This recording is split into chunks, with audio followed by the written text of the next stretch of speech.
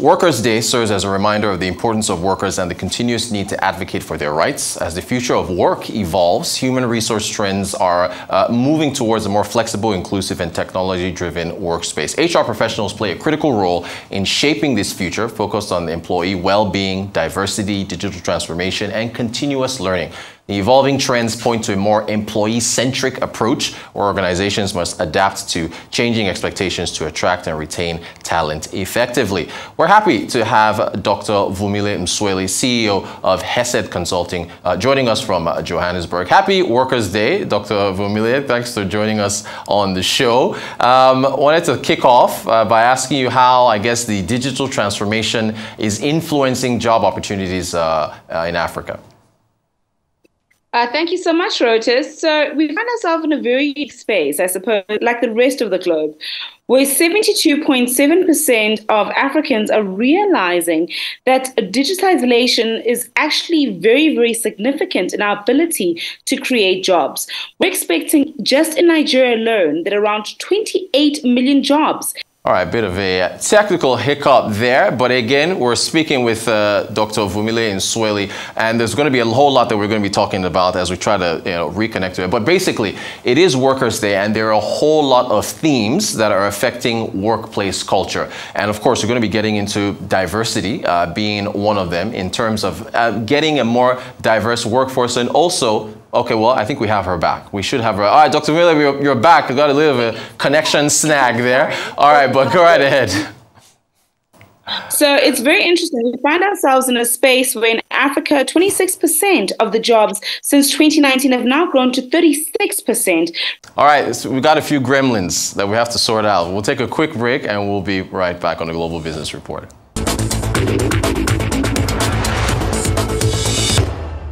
Welcome back to the Global Business Report here on Arise News. And we still have, of course, Dr. Vumile Msweli, CEO of Hesed Consulting, and third time's a charm, as they say. Dr. Vumile, welcome back to the show. So, kind of funny, you were talking about digital transformation and technology. Let's hope things work out for us. Go right ahead about how it's changing the workplace in Africa. I think this is a very good example of the challenges faced with technology. But where we find ourselves currently in Africa is 26% in 2019 has now increased over 40% in 2024, where we're realizing the importance of job stability in the digital space.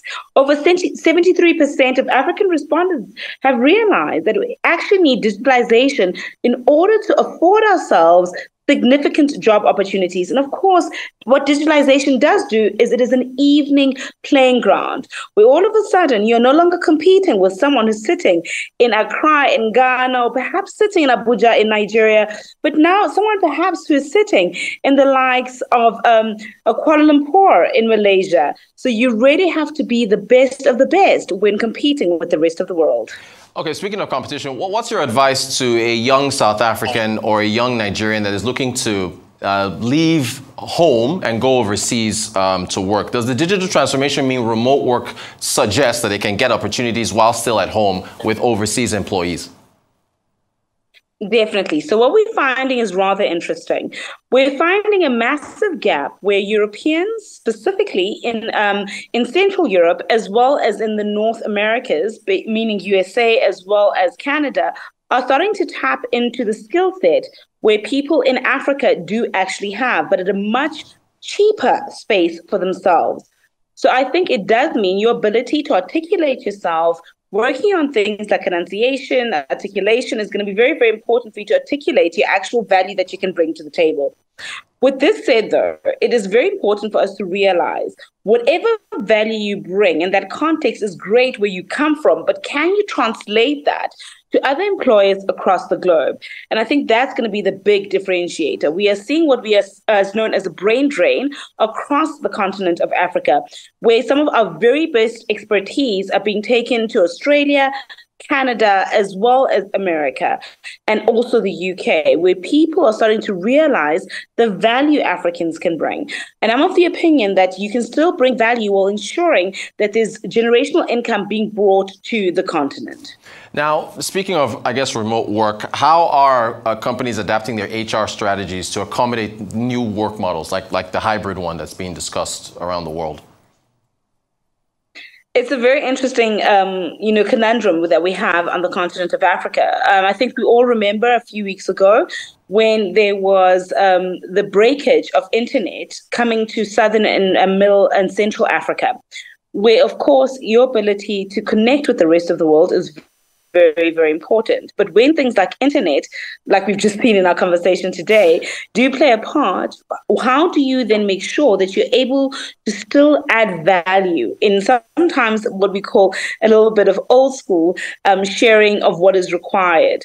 So in looking at how can you export your skill set to the rest of the globe, it is important for you to realize what problem are you actually solving?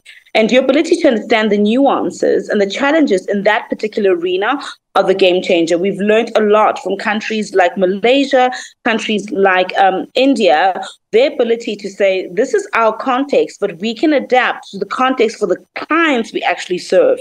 So looking no more just at this is what I do in my part of the world, but how can I actually add value to the rest of the continent? And I think the likes of COVID has really been an evening playing field when it comes to that, showing the value we can bring as Africans.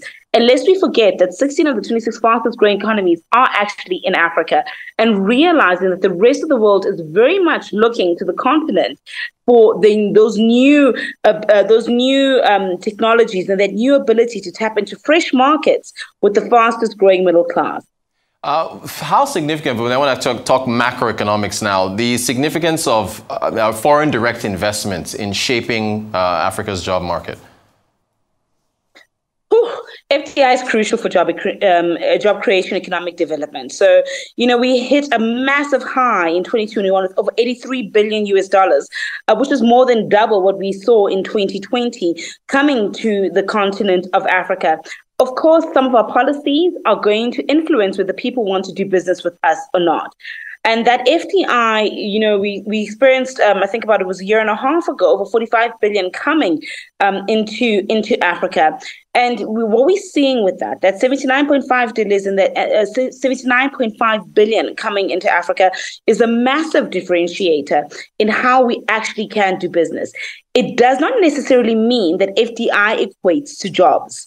Often we're seeing FDI, we've seen with China where FDI is coming in, but it's also coming out in who gets allocated that ability for us to actually earn those US dollars. So I think it's important for us as Africans to be poised and positioned to not just be recipients of FDI, but valuable contributors in adding to what that FDI can actually do in the continent of Africa.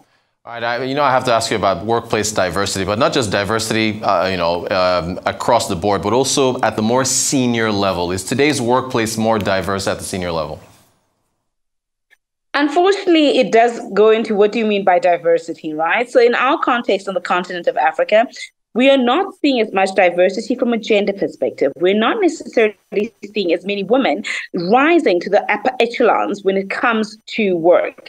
Nigeria, funny enough, together with Rwanda, is really leading when it comes to that executive space.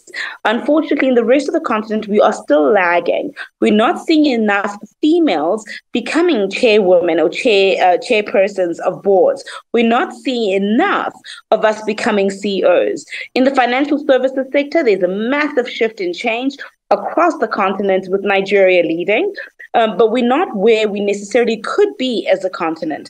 Of course, if we look at places like politics and parliament, Rwanda, of course, is leading there, with South Africa still being at the top and ensuring that diversity. But I think as Africans, we are leaving a lot of money on the table.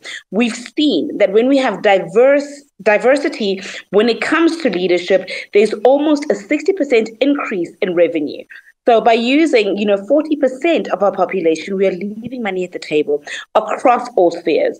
So our ability to bring more women into our leadership will be a big differentiator going forward, as we've seen in some of the Nordic countries like Finland.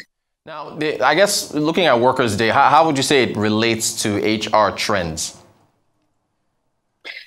Being Workers' Day or Labour's Day, depending on where you are on the continent, I think it's an opportunity for us to reflect on the broader issues.